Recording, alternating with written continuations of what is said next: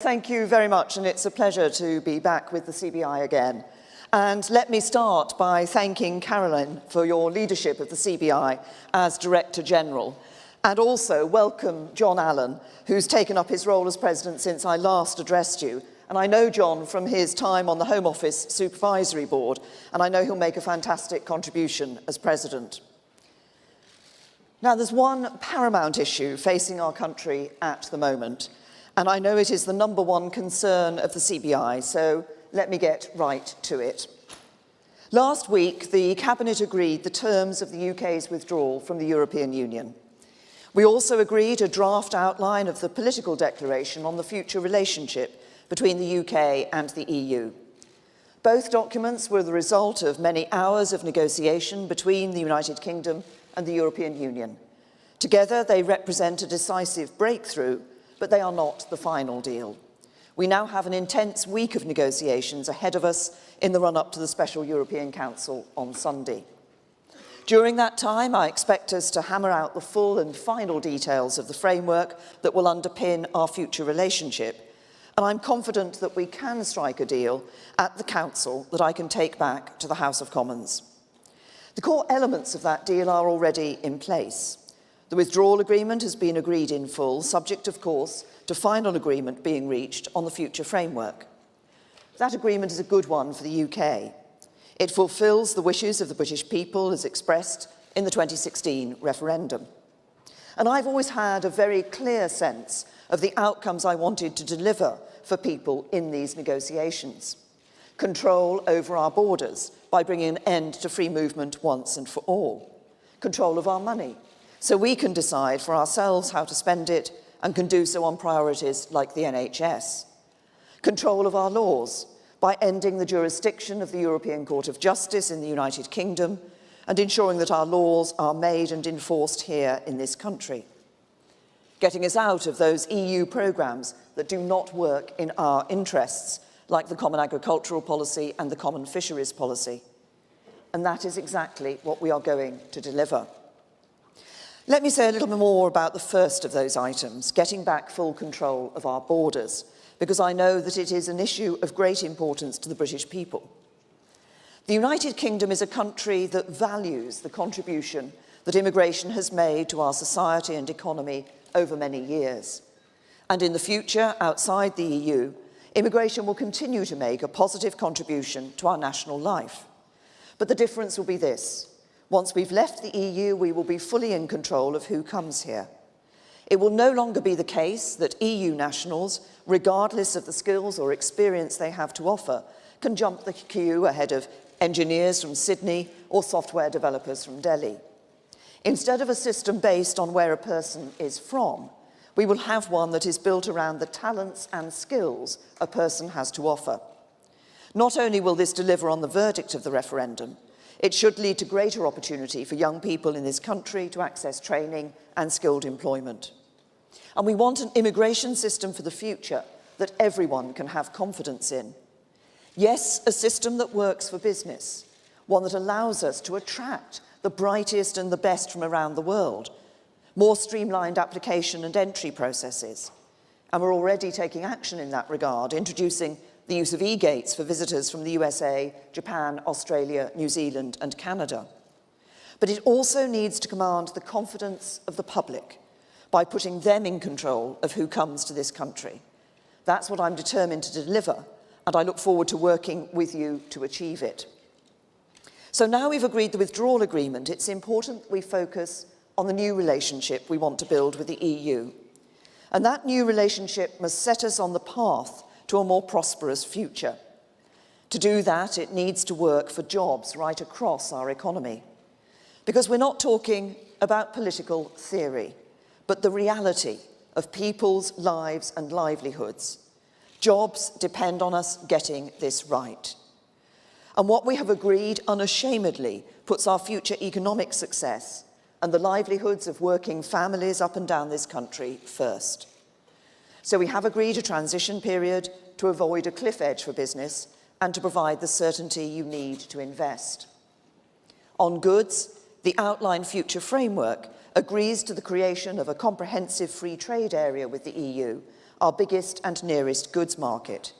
Zero tariffs, no fees, charges or restrictions across all goods sectors, with an ambitious customs arrangement that respects both sides' legal orders. That is what our businesses need, and that is what my deal will deliver. That is the right thing for the future of our country, because while the world is changing fast, our geography is not. Europe will always be our most proximate goods market, and ensuring we have free-flowing borders is crucial. Skilled jobs rely on it. Take the automotive industry.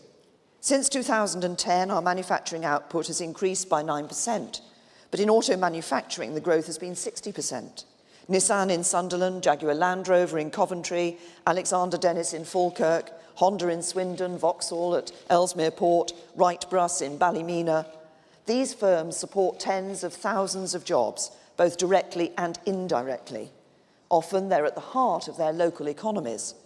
All rely on parts being able to flow across borders to support just-in-time supply chains. The same is true for our food exporters and our supermarkets. The deal proposed will work for all of them and sustain the livelihoods they provide to working people across the UK. But the method that works best for goods would not be the right one for services and investment. A world being made ever smaller by changes in technology presents different opportunities in the services sector, and that requires a different approach. Because the UK is not just a European hub, but a global hub for services, and our future success depends on us continuing to be so. So we have agreed with the EU to negotiate a trading relationship in services more ambitious than any existing free trade agreement. It will deliver a level of liberalisation that goes well beyond WTO terms. All modes of supply will be covered, and it will remove substantially all discrimination in the sectors it covers. Regulatory autonomy will be preserved, but we will each ensure that our approaches are transparent, efficient, and compatible as far as possible, doing all we can to avoid unnecessary regulatory requirements. We will make appropriate arrangements on professional qualifications and right across the board, in digital, in financial services, in intellectual property, in transport, in energy. The agreement provides the certainty businesses need. For the safety of all our people, we have ensured that our close security and intelligence cooperation with the EU will carry on. And for our whole economy, we have worked hard to deliver a deal that puts jobs and livelihoods, prosperity and opportunity first. That is what Brexit should be all about. Getting a good deal that unlocks the opportunity of a brighter future for this country and all our people. Over the last 8 years, our economy has been transformed, and we approach Brexit from a position of recovered strength. Our public finances are in the healthiest state for a decade, with the deficit down by 4/5 and our debt as a share of the economy now falling. And businesses have continued to show their confidence in the British economy. Last month, Amazon announced that it will be opening a new office in Manchester, and they've plans to create 1,000 research and development jobs across the country. Rolls-Royce announced 200 new jobs at their head office and manufacturing plant at Goodwood. British firms won contracts worth £1 billion to support Royal Navy ships, supporting over 700 jobs.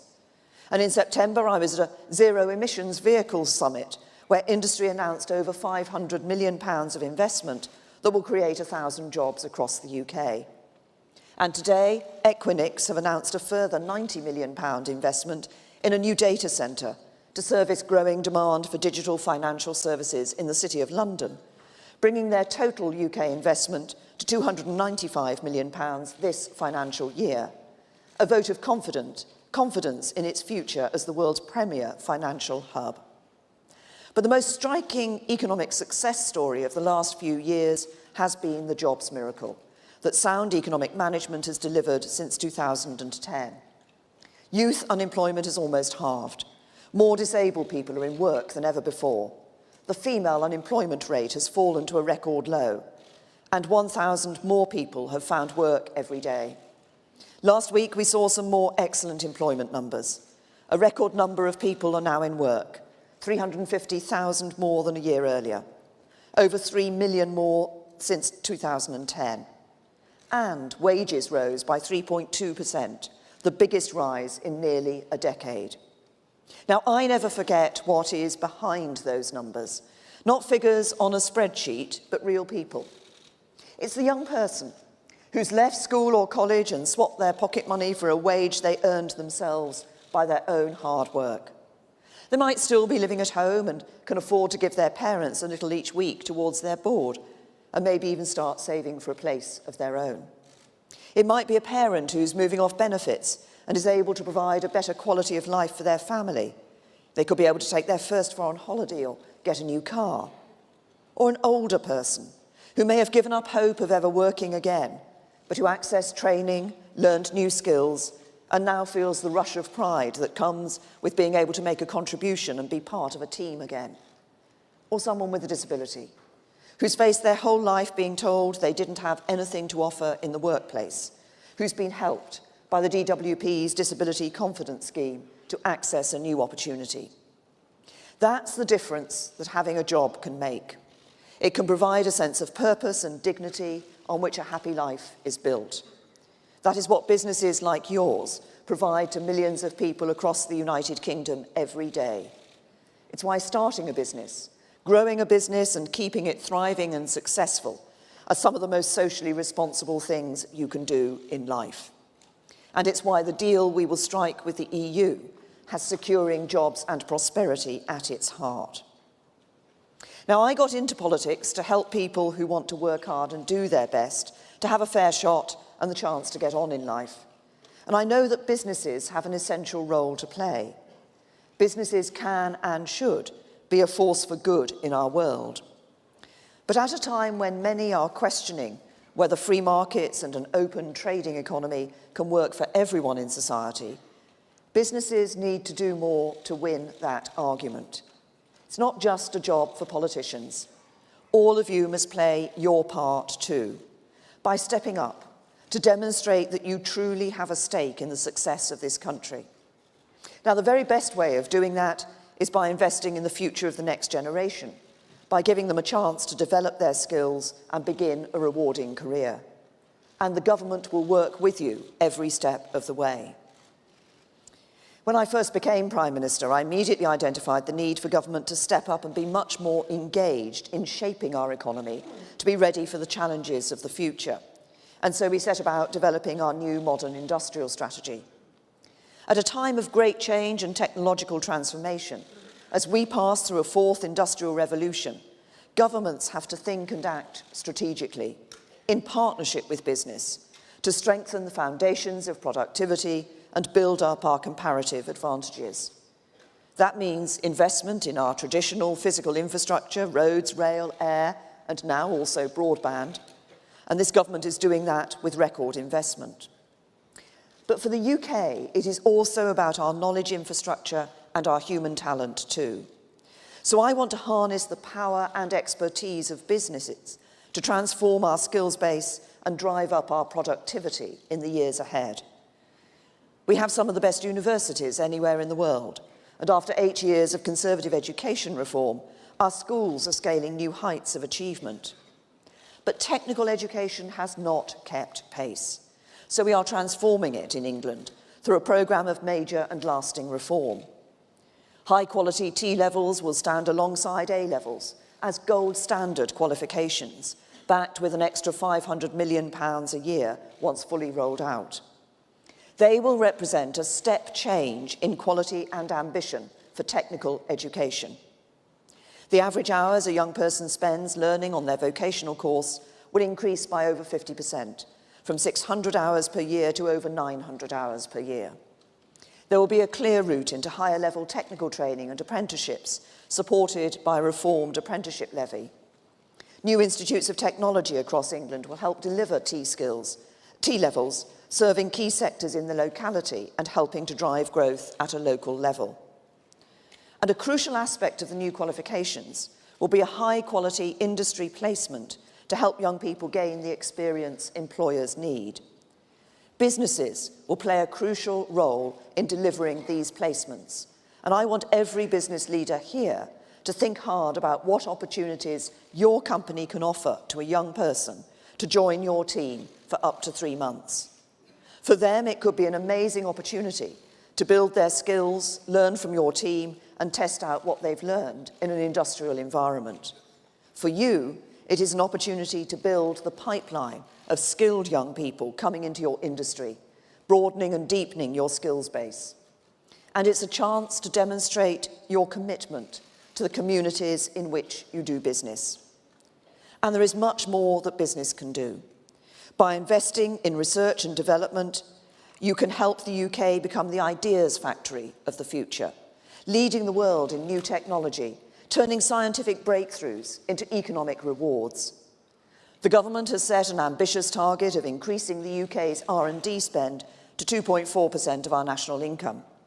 Government is doing its bit to achieve that, but we will only succeed if business steps up and plays its part too. In the budget last month, we increased the annual investment allowance from 200,000 to 1 million. It is now for business to make full use of it. By doing more to ensure greater fairness and diversity in the workplace, tackling the gender pay gap, improving BAME representation in the workforce, you can tap into new talent and help restore faith and confidence in business as a great force for social progress. As the gig economy expands, you can ensure that all workers are treated fairly and decently.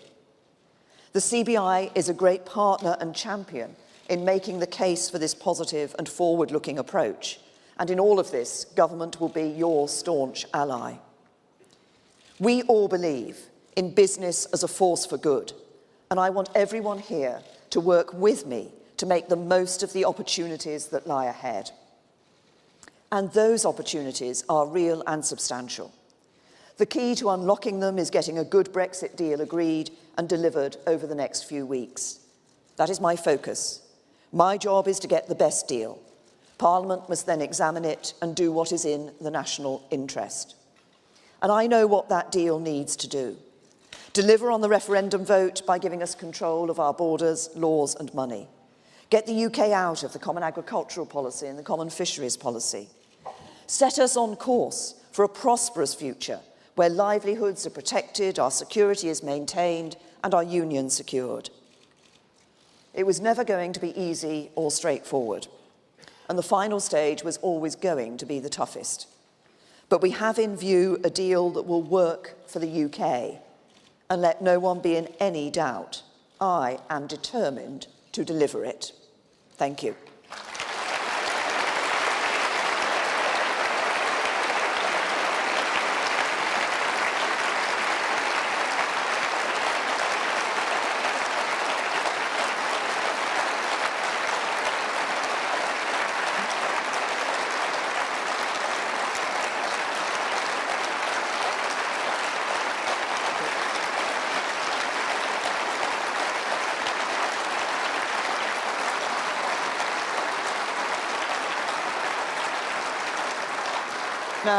Now we have some time for some questions.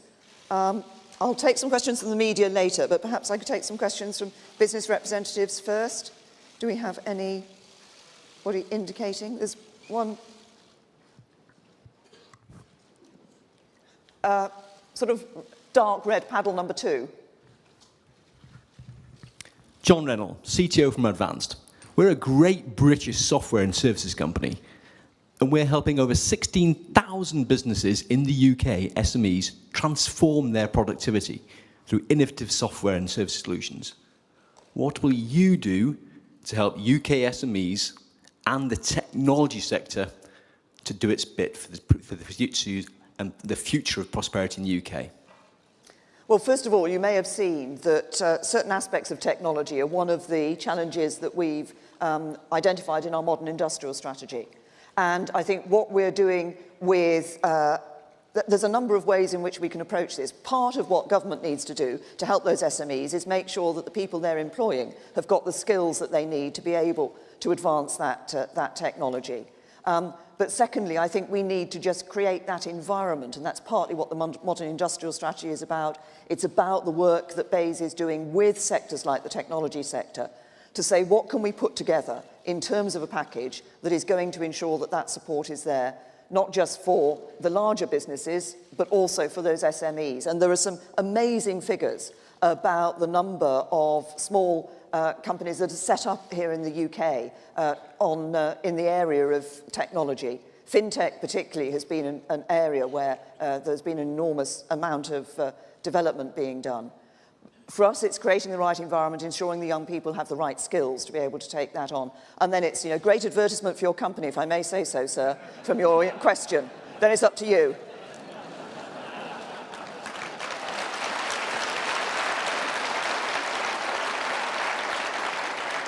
I'll take yellow one. Prime Minister, on Sunday you proposed to sign a withdrawal agreement, and that agreement is going to lock us into the EU regulations on a permanent basis unless the EU agrees otherwise. Now, this is to ensure we have frictionless trade with the EU, which is about 43% of our goods trade.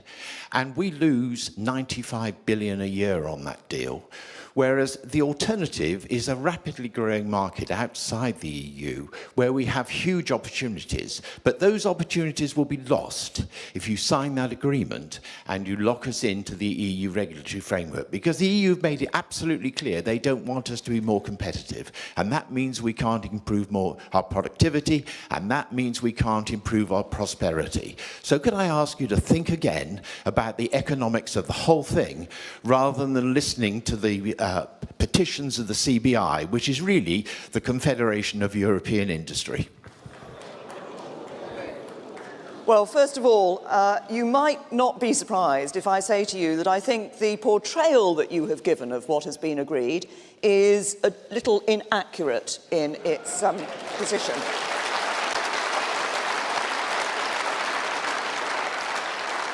The withdrawal, there are two parts to the deal that we're negotiating. The first is the withdrawal agreement, that's the leaving of the EU. And I know there have been concerns there about the backstop issue. The backstop is about ensuring that we can deliver on our commitment to the people of Northern Ireland. The backstop doesn't need to actually ever be used, and neither side wants it to be used. What we need to do is to get the second part of the deal in place, which is the future relationship. And it's that future relationship that has at its core the free trade area with an ambitious customs arrangement. And yes, you're right, I have said that I think it's important for us to see that frictionless trade at the border. But there's an assumption in the question you asked that if we go down that route of having a good trade deal with the EU, we won't be able to have good trade deals around the rest of the world. But we will. What we are doing is negotiating a Britain that is outside a European Union. It makes sense for us to continue to have a good trading relationship with the European Union, which, as I say, is our most proximate market, but also have the freedom which we will have to sign those trade deals around the rest of the world. And there's a lot of interest around the rest of the world, not least from places like Japan and Australia, for us possibly joining the CPTPP. We looked at what we were proposing. We specifically asked ourselves the question, will it enable us to do those trade deals like joining the CPTPP? The answer was yes. Good trade with the EU, good trade around the rest of the world. That's what brings prosperity. That's what brings good jobs to the UK.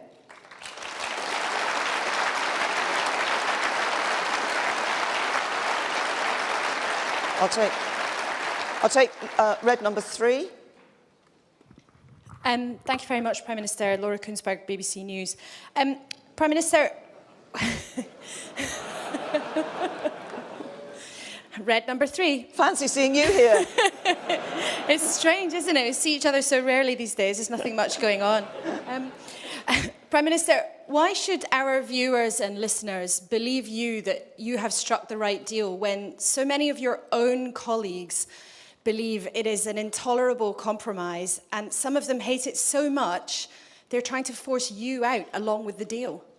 Well, what I would say to your viewers and listeners is don't just listen to the politicians. Listen to what business is saying.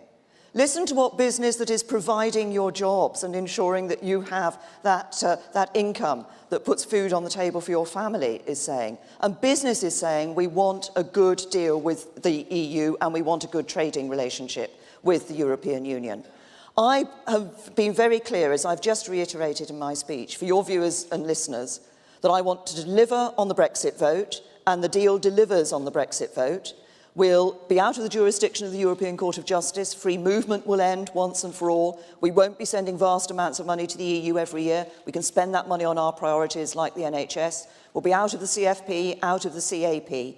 But we want to maintain a good trading relationship with the European Union so that jobs are kept here in the UK, so that people's livelihoods are protected. But as I've just said in answer to the previous question, this also gives us the opportunity to strike trade deals around the rest of the world as well, which will further enhance our economy and bring more jobs and prosperity to the UK.